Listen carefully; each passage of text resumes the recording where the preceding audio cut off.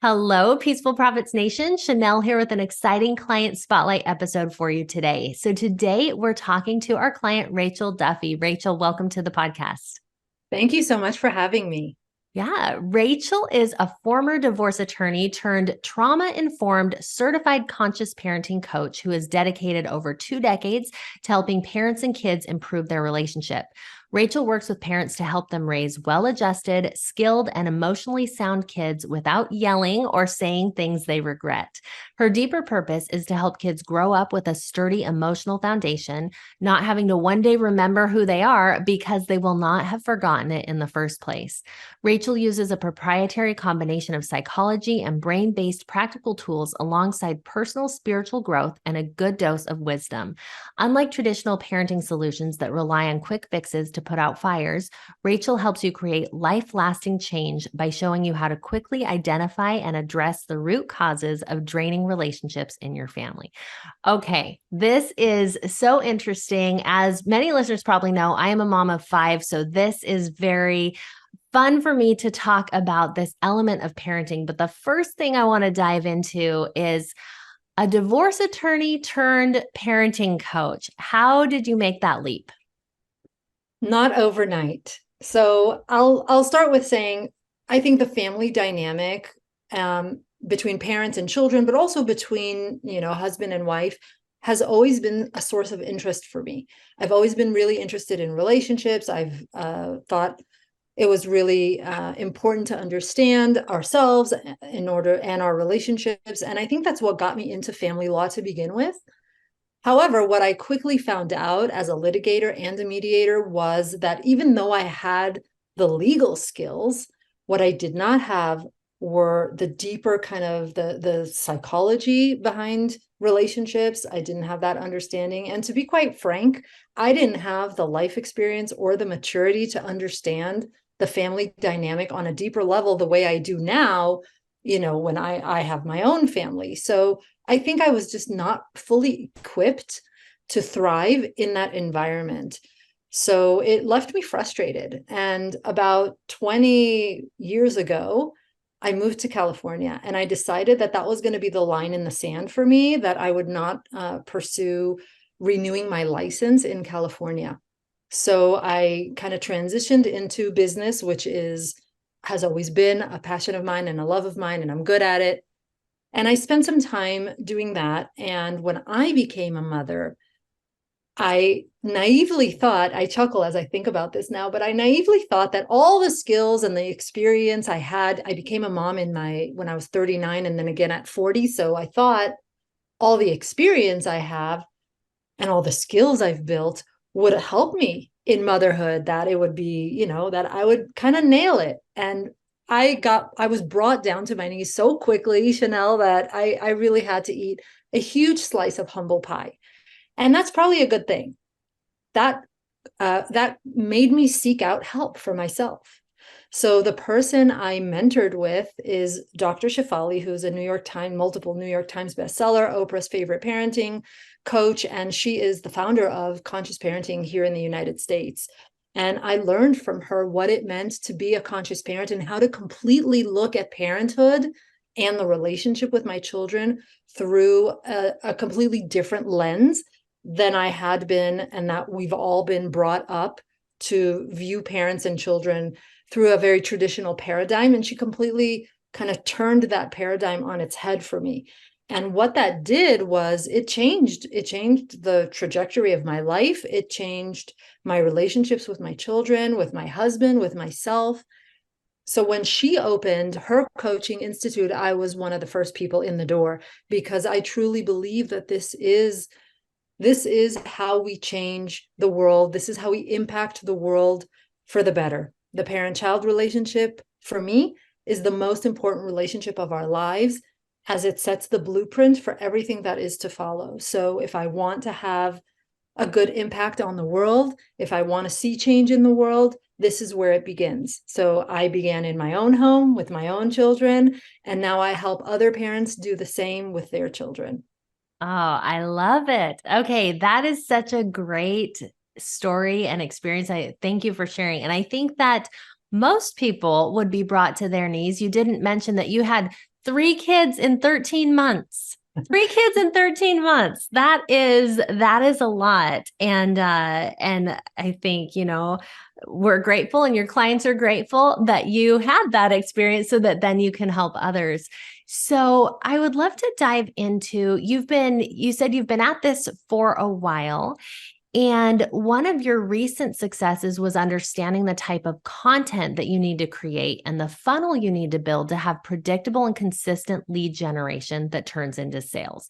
Now, I'm sure for our listeners, everyone who's listening is probably like, yeah, I want that too. Definitely, right? So fill us in on all of the things. So why that's even a success, and then walk us through the content you're creating versus what you were doing before. Yeah, so that's a really great question. And I think, let me maybe start with the end. What I was doing to begin with, which I think many of us are taught how to do when it comes to kind of marketing ourselves or our services, is I was speaking only to the solution that I provide for people and the benefits that I can give them. B, I was speaking from my level of awareness for what it is that they are actually struggling with versus meeting people where they're at. So for me, the whole, I have been fortunate enough to be a student inside of Peaceful Profits. And that experience for me was so helpful and clarifying, because through the process that you guys lead your students through, I was able to clarify for myself, what is it that I actually help people do? What are the problems I solve? Not from my level of awareness, which is, as someone who's been doing this for a long time, I have a different level of awareness, right? I understand the root cause of problems that people are experiencing. I understand the mistakes they're making that not only don't fix the problem, but actually make their problems worse. And instead of speaking to that, which really goes over people's heads, doesn't meet them where they're at, I had to shift into understanding, how do I speak to the experience, the suffering, the problems that my people are experiencing in their everyday lives? How does this impact them in their everyday lives? How does it show up for them? And then over time, and as they go deeper and deeper into my work, into my content, into my funnels, how do I help them bridge from their level of awareness to the level of awareness that I would like them to be at, in order to then make a decision going forward for themselves, if they want help solving these problems, if they want my help solving these problems, or whatever is the right next step for them. That's so good. So I'm sure in theory, like, okay, I want you to bring this down to a granular level, because in theory, like, okay, yeah, meet them where they are. I think that we get that. And yet when it comes to a blank page and we're there to write our social media post or put copy on a sales funnel, we can often go blank and think, okay, but where are they and how do I meet them where they are? So talk to us about the process you went through to understand that psyche and then what that looked like in actual content form. So I had to start asking myself. So I started with saying, okay, what are the problems I solve? Let me just write down 5, 10 problems that I solve, right? That's where I started. Then I started asking myself, okay, of these problems that I solve, does my audience know they have these problems, or do I know they have these problems? So I immediately crossed out the ones that my audience doesn't even know they have, because they're not gonna think this applies to me. Yeah. So I'll give you an example to kind of make this more tangible. If you have a headache and I'm the expert, I know why you have a headache. And all you know is that you have a headache and you're just looking for someone to solve your headache. And I'll come to you and I'll say, Chanel, I have the most amazing solution for dehydration. You're going to say, well, that's great. I don't care, because I don't have dehydration. I have a headache. So that's an example of how I was talking about dehydration the whole time. And people were not realizing that it applies to them, because I wasn't talking about the headache. I was already jumping to the solution, or the root cause, rather, not the solution even, but just the root cause of their problem. And that doesn't connect. It doesn't work because people don't, if they knew what the source of their problems were, they would be addressing that. Yeah. Okay, that's so good. So, what does your content look like now, knowing this? So for me, first of all, just to kind of give the listener some context, I am also a host of a podcast. It's called the Unscrew You Podcast, and I have an Instagram account. So those are kind of like my social media accounts, if you will, and that is really the where people get introduced to my work usually. On those platforms, so obviously I'm creating audio, and on Instagram I'm creating graphics and reels, video. And it doesn't matter what your content looks like what the format of your content is, written, spoken, video, whatever it is.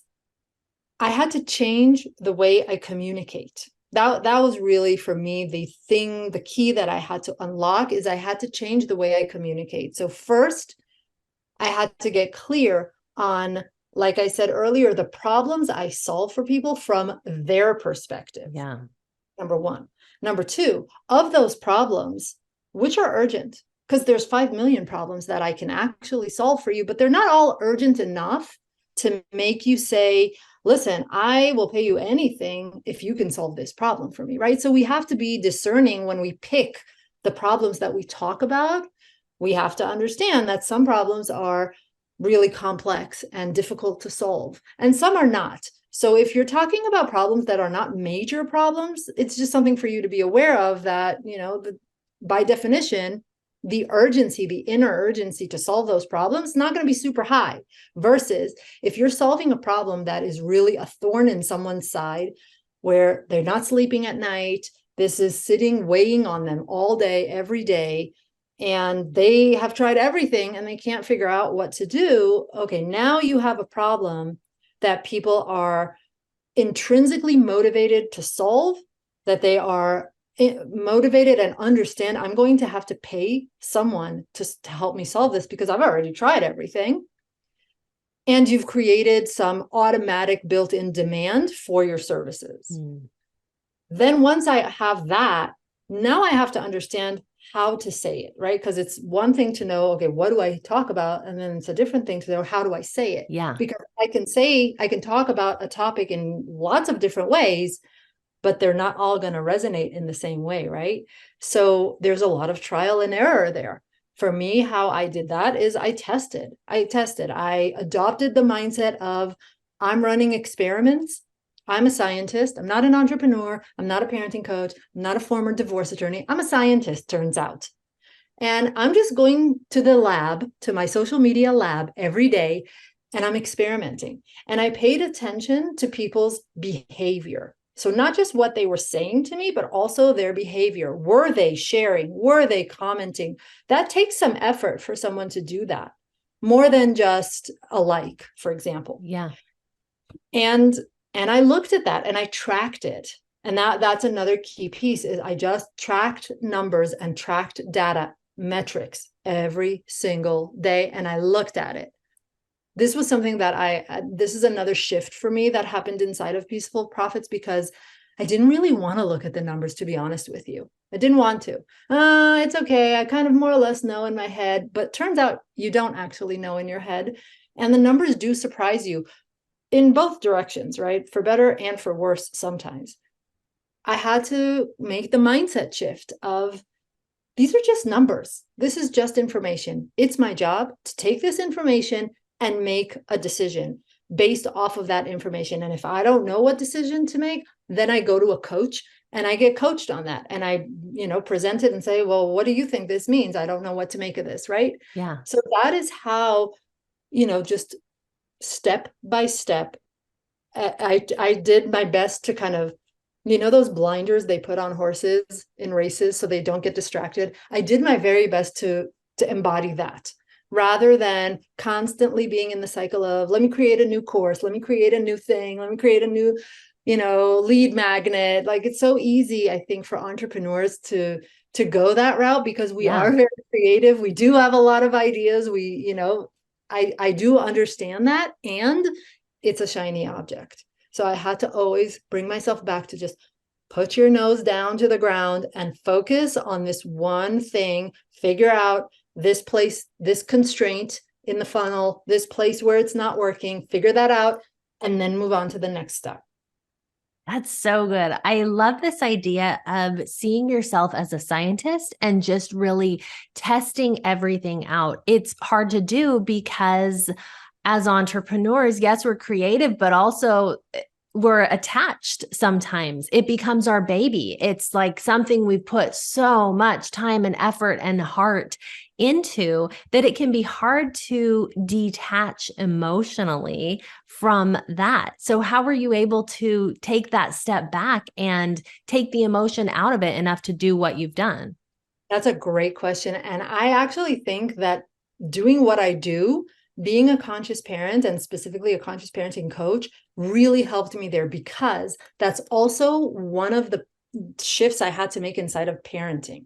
So, Mm. not that I'm not attached to my children, obviously, I'm super attached to my children, but what I'm not attached to is their achievements and their behaviors and how they show up in any given moment. So, to me, if a child shows up, completely off the rails, melting down, epic tantrum, like in public, in front of my parents, right? Like the worst, most embarrassing scenarios we go through as parents.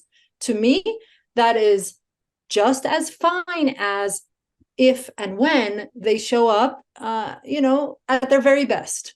So I've learned how to understand their behavior as data. It's information about them and about their state and about their thoughts and their beliefs and their emotions.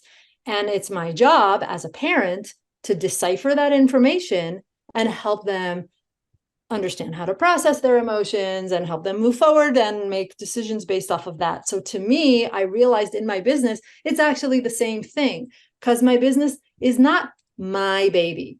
I Yeah. don't actually have that kind of attachment to owning my business, much like I don't have the attachment to my children being my children. Like they are not a reflection of me, in fact. They are their own people. And my business is also not a reflection of me. It's a business. And it's my job to take care of that business, grow that business, and do all the things that we need to do as business owners.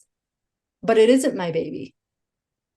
Oh, so good. I think there's so many gems in there, both as business owners and as parents that you touched on that little piece. I think there are lots that we can pull from that is so needed. Now, I want to shift gears a little bit here and talk about one of the things, another business success that you've had is doing consistent 10K a months in your business. And so, first, congratulations on that because that's a big achievement. And I would love to talk about some of the key things that you feel like have gotten you to that level. Mm. So I think there's a few things. First of all, I needed clarity on the strategy of the acquisition funnel. Like, why am I building a funnel? Why am I building this funnel? What are all the pieces that have to go inside this funnel? Not just in terms of the tech, that to me is a relatively small piece of it, more in terms of what is the purpose of every stage of the funnel, right? What is the purpose of social media as part of the funnel? What is the purpose of the lead magnet? What is the purpose of the opt-in page? What is the purpose of the nurture sequence? What's the purpose of the order bump or the upsells or the downsells, right? I had to understand from a 30,000 foot view, what is the quote unquote machine I'm trying to build? And once I had that clarity, then I had to also dive into the messaging of, like we said earlier, the problems I solve for people and carry that messaging throughout every stage of the funnel, including into the sales calls. For me in my business, the way my sales mechanism is a sales call. So I get on an actual one-on-one call with a prospect, and then we either move forward or not. But the messaging piece of how to run that sales call, what are the sales skills? I needed to develop some skill. And how do I make all of these pieces work together in a way that is synergistic and cohesive, so that no matter where you came into my funnel, you're going to be experiencing my content from different angles that all work together, if you will, to create an effect where I can solve the problems. Like I establish authority, I establish hopefully connection, rapport, trust in who I am as a human being and a mother. And then also help you shift your perspective on where you are, because I think all of us, if we're coaches, one of the main things we do for our clients is help them shift out of their limiting beliefs and out of the perspectives that keep them stuck in whatever problem they're stuck in. So when it comes to how do I bring all of this together, yes, there was the strategy piece, but I think a lot of it was also the messaging piece. The messaging to me is the glue that makes all the strategy work. Does Yeah. that make sense? Yeah, it really does. And it speaks to something we were talking about before we hit record today, which was I had looked ahead of time at Rachel's sales page and the first part of her funnel, and I hope she'll share that with us later. As I got to that and read through it, I was really impressed with your copy and the things that you wrote, and being in your target audience, being a parent of kids in the home. It spoke to the actual things that I'm dealing with on a day-to-day basis. And so that messaging piece is coming through. And I love how you've tied it into you needed to see the bigger strategy in order to get that messaging. I think so often it's easy to try the opposite way. Let me just get my words right. Let me just get my messaging right. And then it will all just somehow magically come together. Whereas what I hear you saying is you understood first, how does it need to come together? And that informed your messaging. And actually, that's a really interesting point you bring up, because I think what we often do as entrepreneurs, the mistake many of us make, is we do one or the other. Either we only do messaging and we have no strategy, Yeah. or we think, no, the only thing I need is the strategy. What's the tip, the trick, the hack, what's the upsell? How do I, kind of manipulate this sales funnel? But it's neither. It's both. You have to have both. Yeah. And they both have to come together in order for you to really create this kind of community, if you will. That's how I look at it. My content creates community. That's really, honestly, if I look back at why am I an online entrepreneur rather than, I could have been just a local business owner. I knew firsthand the isolating experience that motherhood could be. And certainly those of us who are looking to parent maybe different than how we were raised, even if we were raised by good parents. I have two very loving, very good parents. I had a good childhood, and I knew I had to do something different. I knew something wasn't clicking. I knew something wasn't working in the skills that I had. So even as our parents they did the best they could, and we can still change, because there's things we know today about the brain and about the nervous system that we simply didn't know decades ago when we were kids. Our parents didn't know. That's just the simple truth. So for me, why I started this to begin with was to create that sense of community, so people knew nothing's broken with you, nothing's broken with your child, and you're not alone. And there is another way. There is a way for you to, quote unquote, have it all, to, be a working parent. If you're a working parent children in a way that feels good to you without having to compromise on structure or boundaries when needed, or skill building. Lord knows our children need a lot of skills. Yeah. If they're going to one day become well-adjusted adults, right? We know that.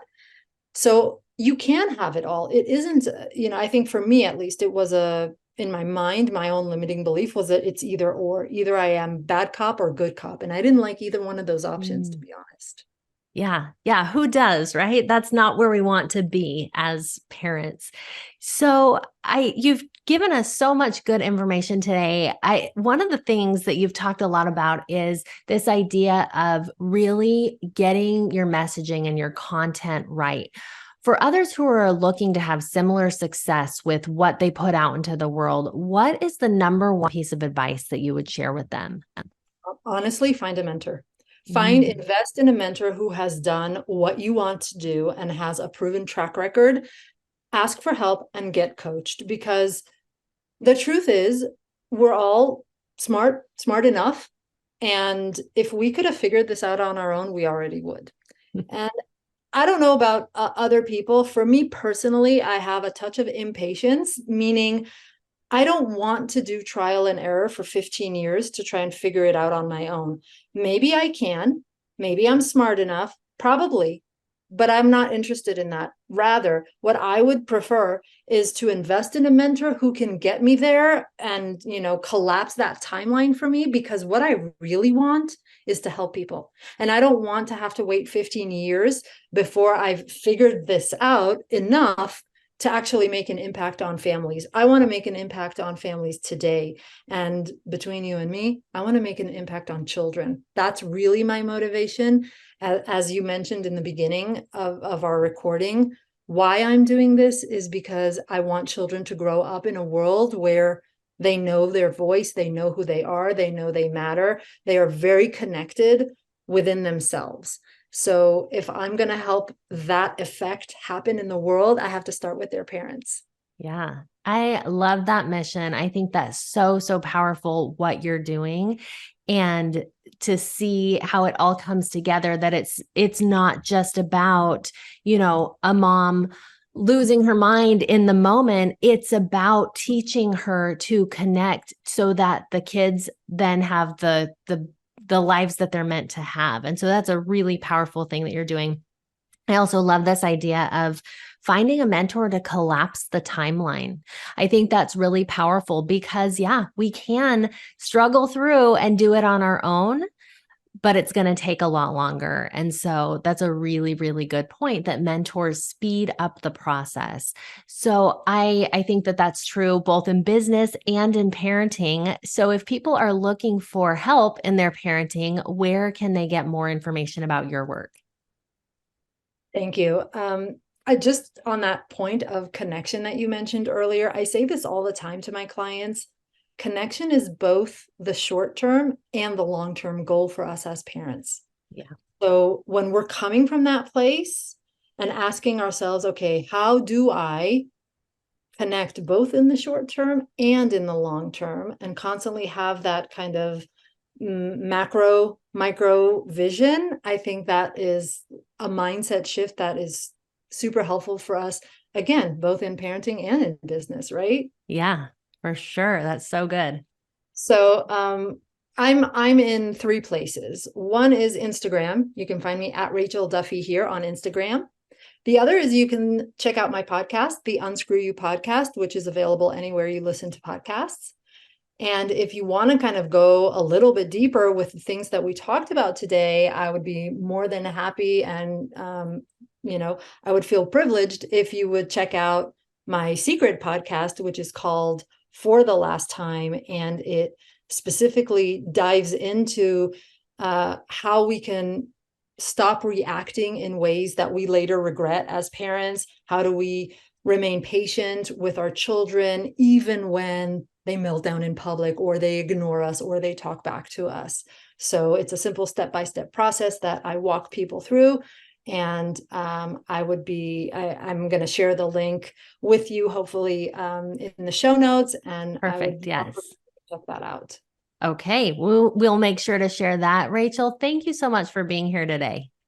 Thank you so much for having me. It's been an honor. Yeah, this has been great. I have learned so many things. Thank you all for listening, and we'll see you next time here at Peaceful Profits.